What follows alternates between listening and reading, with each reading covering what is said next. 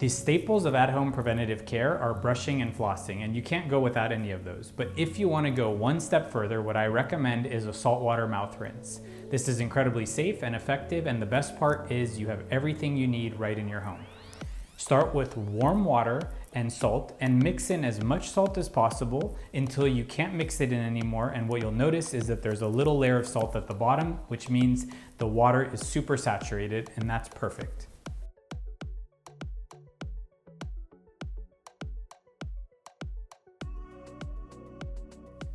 Take this saltwater solution and rinse with it for 30 seconds to 1 minute. You want to gargle and swish.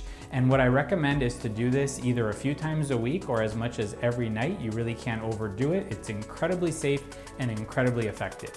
The important thing though to remember is this does not replace regular dental visits or professional care. This is just something you can do at home to really help minimize problems and do the best at-home care possible.